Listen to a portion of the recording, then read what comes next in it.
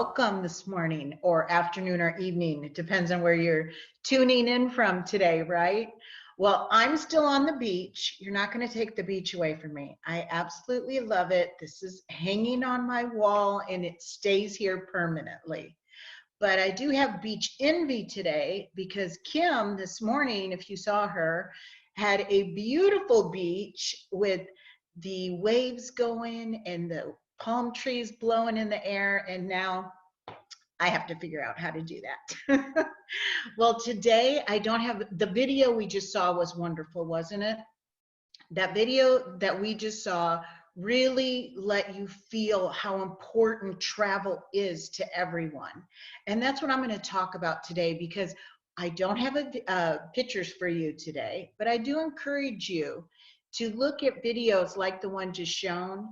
If you can see them on Facebook, go back and look at your old photos of trips you've taken.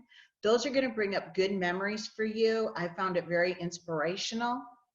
I will be doing Alaska and Hawaii in the next coming days, but today I realized I have privy to a lot of information about the travel business that people might have questions on in our current affairs and our current environment. So I wanted to share the information that I have and kind of talk on what will the travel industry recovery look like.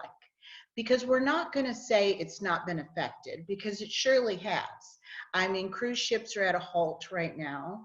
Flights are at 50% cut, and everyone's home.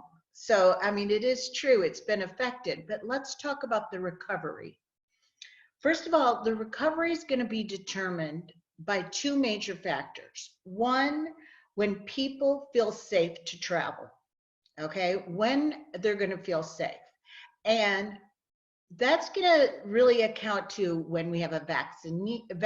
Here's the thing about what's going on right now. It's very fluid. It's changing every day. And there's new information every day.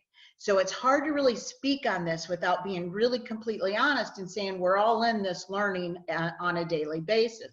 But there's a lot of companies in the travel business and organizations that keep us informed and tell us their ongoing plans to help these things. And people feeling safe to travel is number one.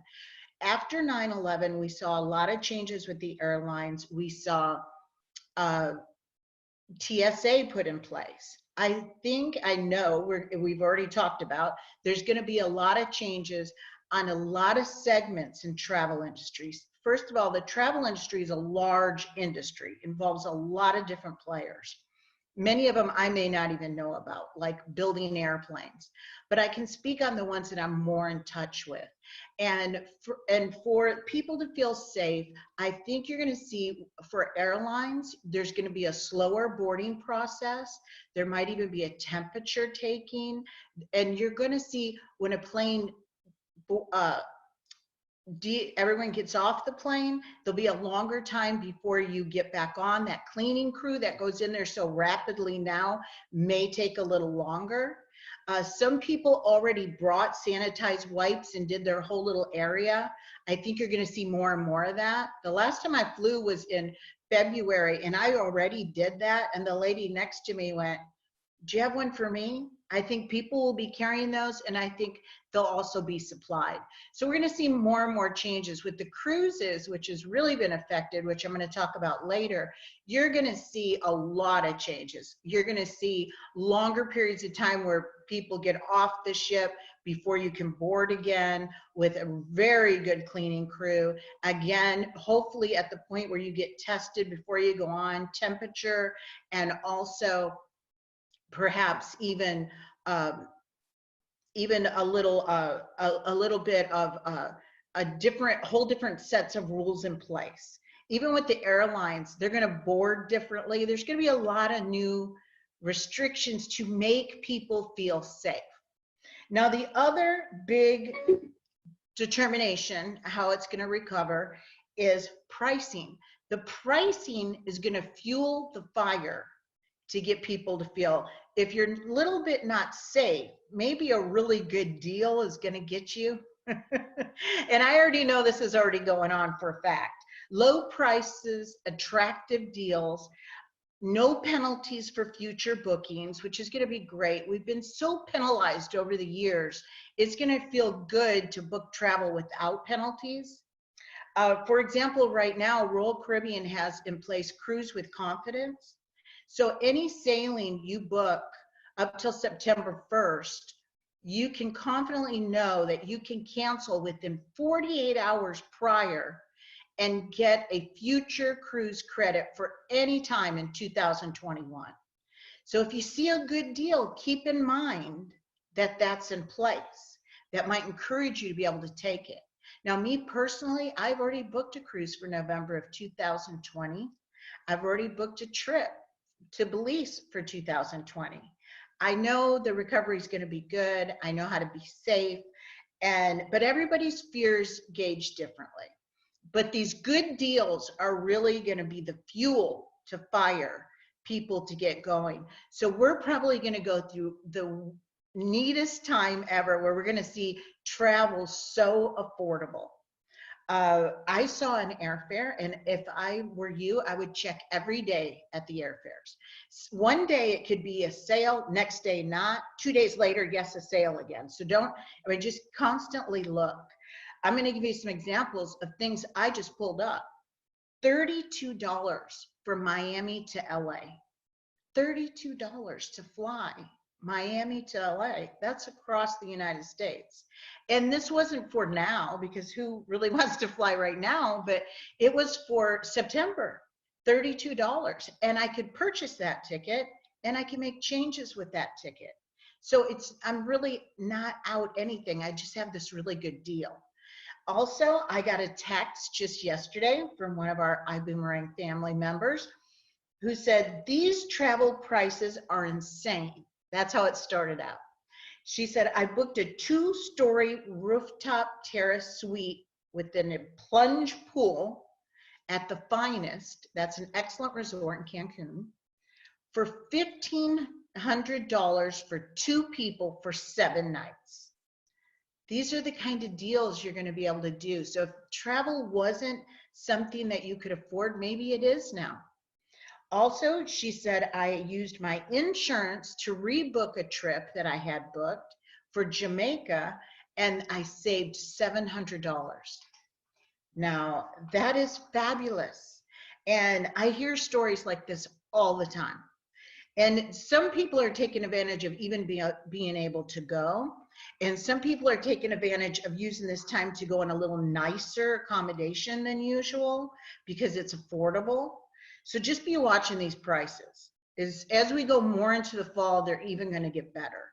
So watch the prices, because the industry knows they have to lower the prices to fuel this fire to make people want to travel. And they also know they're going to have to put things in place. They're already being put in place now to make people feel safer while traveling.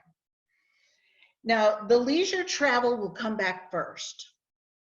And leisure travel is resilient. As more people are immune to the COVID-19, and there's a vaccine, and there's more testing, people are going to feel like traveling again. And corporate travel will be the last to come back, because business travelers may have some more restrictions.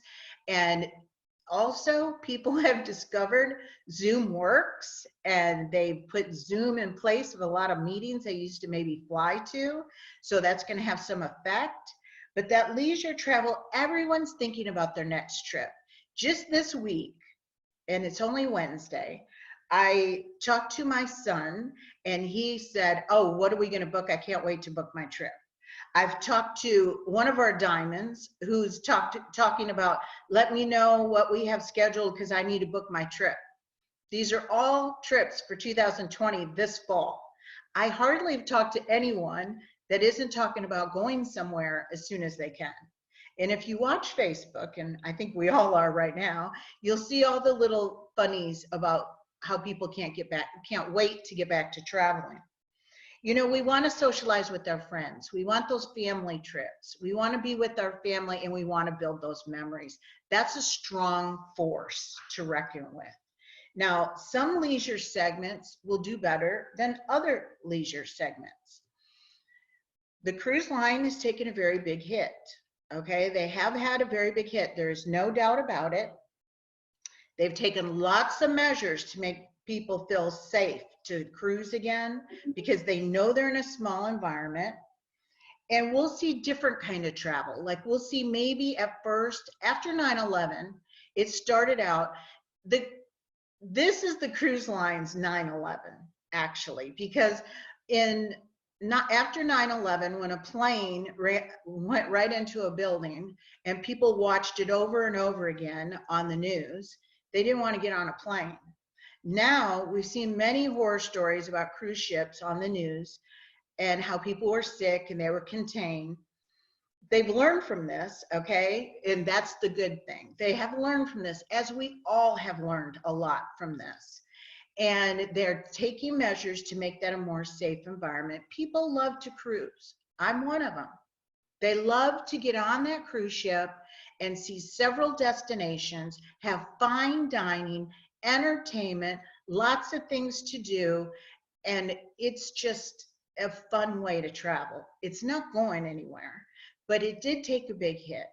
And recently, when they put the 100-day no sail order, that took another big hit. Of course, there's no bailout for the cruise lines because they aren't incorporated in the United States. They're in all the different countries. So, but the good thing about them is they put themselves in a position over the years where they've learned to deal with lots of crises. For example, they've had the collisions, they've had passengers overboard. Those were some major stories they recovered from. Ebola, norovirus, the swine flu. They've learned to overcome these things. They've built up their bank of savings.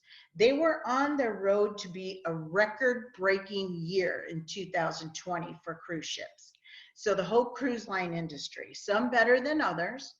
You may not know Carnival Corp owns Carnival Cruise, Princess Cruise, Holland America, Seabourn, and Costa Cruises. So in Cunard. So they own several different cruise ships and they're in a very good financial position. Now there's some predictions that you may see some collaboration on some of those different lines under the Carnival Corp name. There's also talks about the cruise ships coming out first with smaller cruise ship itineraries until people feel safer. There's also conversation about smaller ships. And the River Viking cruise that's very popular in Europe is talking about bringing a ship to the United States and doing a river cruise down to Miami. Now these only hold up to about 200 passengers, so it's not as large of amount of people, and the dining and stuff is a little more separated. So the cruise industry had over 31 million passengers last year, and 71% of it was millennials. So they've got this new generation hooked on cruising, and that's very important to know because that means they're still going to want to cruise again. So we have a large market here that we know is going to bounce back. They're in a good financial position. They can do all the necessary changes they need to do to make people feel safe, because that's the key to travel again. Now they have done, if you had a cruise, let me tell you some of the things they're doing. If you had a cruise booked and it got canceled, and right now they're canceled till June 27th. Some of them a little longer if they're out of New York or out of Canada. But if you had a cruise canceled, you have the choice to either rebook at a later date, get a future cruise credit, and if you choose that, you get 125% back. So they're giving you more than you spent if you use a future cruise credit, and that assures their future cruising. Or you can get 100% refund. They're being very good about it. But doing that future cruise credit at a higher price, and then it's even going to be discounted when you go to book it, is really allowing you to get a better balcony, maybe a different, more expensive type of itinerary. So, and that's also promoting their future business. So actually, future business for cruise lines, I was just on with the Cruise Line International Association, CLIA. They're an advocacy program for cruise industry and travel agents alike. And we're part of them at XStream, and we do a lot of programs with them. And they announced that cruising for 2021, future cruising on the books in 2020 is up 9%. Now, there could be a little bit to these future cruise credits, but and 60 to 70% of the canceled cruises are opting to take the future cruise credit. So that's all really good news for the future in that industry. Now, there's also a brand new cruise line coming out, Richard Branson, that did Virgin Atlantic and Virgin Airways, and the whole Virgin brand has Virgin Voyages now. And he's starting in the industry and trying to change it. He looked at every cruise ship and said, how can we, what do I like off of this one? What do I like off of this one? And I'm going to make mine the best, right? So that's coming out too. So there's a lot of future hope for the cruise business. Now the airlines, they're handling it a different way too. And the airlines were affected. All airlines are about 50% cut on their capacity, which means they had to cut some flights because they don't want those seats to go out empty. They've tried new things like boarding differently. They leave the middle seat empty. The upgraded first class boards last instead of first, and they're making not everyone be able to upgrade, so first class isn't full. They've also done some programs where if you had a frequent flyer elite status and you're not traveling this year to qualify for next year, whatever your status is today will roll over till 2022.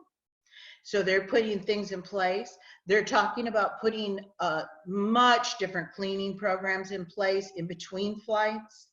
And I would not be surprised if there's more screening before people get on flights than we've ever seen in the past. But they also had this is the thing about the airlines. It's a national pride issue. We don't want them to be in jeopardy because they represent the United States. They represent us, all different airlines for each country. Each country has their own airline, feels that way about their airline. So they're always going to be helped because of the national pride for them. They really rely on the business traveler. That is a big section of their business, and that's going to come back slower. So they've already taken steps to lay off, but not really that many. It's more furlough, like you're going to take a 60 to 90 day break and then come back. They're trying not to just have complete layoffs like they did in 9/11 because they know it's coming back. That's when you see more hope, when they know it's coming back. 9/11 was a little harder on the airlines. They were totally grounded, and we're not totally grounded right now. Believe me, I'm on an airport path and I see them all day long going over my house. They also, the first bailout package, and this is how fluid everything is right now, because I did this prepping last night, and this morning I woke up and watched the news, and something already changed. The airlines were offered a bailout package, and just to give you some information on this, when they get a bailout package, that's great. I mean, everybody's kind of doing that right now, but they have to pay it back, or the government gets stocks in their company. So it always costs them to do that. Well, they were really hesitant to take any bailout because they know they pay it back. They know they're going to have to give up something. So they've been holding out to have to do that. I heard this morning they're considering it now, but I don't know which airlines or how many, but they're too big to fail, okay? The majority of the major airlines are too big to fail, and that's not going to happen. But you may see changes, and you're going to see great deals, because remember, those two determining factors is people being comfortable and not have the fear to travel, and prices fueling that fire. So you'll see cut rates. You'll see still a smaller amount of flights going out. But, you know, after 9/11, they laid off a lot. They're in a lot better financial position in 220 than they were at 9/11 by far. So they are not predicting bankruptcy and stuff like they were after the 9/11. So this is we're in a better position that way in travel. And that's what I can't stress enough. Yes, there are some cuts. Yes, maybe some people get laid off or furloughed, but there are going to be things into the future that you're going to see. They were in a better position so they can last longer. Travel may change at first. You may see people driving for vacations. You may see them going to closer things in the United States. You may see them just starting to spark out a little bit and taking advantage of some good airfares. You'll see the all-inclusive resorts in Mexico and the Caribbean will automatically be sold out by the fall, I believe. And smaller resorts too. The smaller all-inclusive resorts where you can kind of have space away from people and it's not so many people and you could be out on the beach or laying at the pool and still get that vacation feeling, but with a little bit of confinement still. I mean, I know a lot of people that when all this started, they just wanted to get on a plane and go to a beach because they wanted to keep their confinement on the beach. I mean, that can be so bad. Look at back here, right? But theme parks may take a little longer to come back. That's where there's masses of people and stuff like that. That could take a little longer. Group travel, I can tell you, we specialize in group travel and XStream. Every one of my groups have moved. No one canceled. Everyone moved their group into the fall of 220 or 221. So those major groups that are at resorts are just moving to a later date. That's huge. That means those resorts see future bookings. Future bookings are up. Future bookings are on the books. The message in the industry is don't cancel, rebook. So, and that message has been filtering through to the people, and that's what's going on. Lots of future travel being booked right now. And all the calls I'm on and everything I'm on, there's a couple of organizations. ASTA is the American Association of Travel Agents, and CLIA, the Cruise Line International Association. These two groups go to government a lot for advocacy for agencies and the industry in general. Cruise Line for the CLIA, and for ASTA, it's travel agencies. And they've made it where travel agencies can be, even independent contractors can be part of the CARE Act. So that's really exciting. So after 9/11, you saw a lot of travel agencies shut down. I think that's not going to happen now. There may be some buyouts, but I think it's going to be a strong industry still. I'm sure of it, especially the host agency market. You know, I've been in the business, like I talk about a lot, since 1982, okay? 38 years. And I hate to say that, it really dates me, but I've seen commission cuts.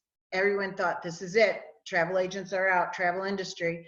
I've seen deregulation with the airfares.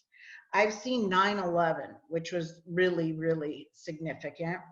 I've seen epidemics like swine flu, Ebola. I've seen many, but this is the first pandemic we've seen. But the industry is in such a better place than they've ever been, and people love to travel, and that love for travel's only grown from 9/11 to now. There's more and more people, and more people have traveled, that we know it's an industry that's going to survive. And actually, we know it's going to be stronger than ever. Although it may not look like it, travel has a bright, big future. Here's some of the things that we talk about on our calls that we look at for travel in the future. So things are already worked on for so much future travel that there's no way this driving force is going to stop. Like instant face recognition to check in for your airline or a cruise. I mean, that's right around the corner. I see webinars on it all the time. Super fast trains. I'm talking super fast. We already have fast ones in Europe. They're going to be super fast all over to get people from one destination to another. And space as a destination. I actually worked at an agency that had to get accredited to sell tickets to space already today. 2030, this is all going to be like normal stuff. So the industry's future is bright. That's what I'm trying to share with you. It's in a good place. I get privy to a lot of this information. I just wanted to share with you in case you weren't. And take advantage, I'm going to end with take advantage of any travel deals that you see out there and look and search. And if you don't see them right now, hold tight because they're coming. And be sure that you get on a beach like the one behind me as soon as you can. Thank you, everyone. And I hope you found these tips helpful today.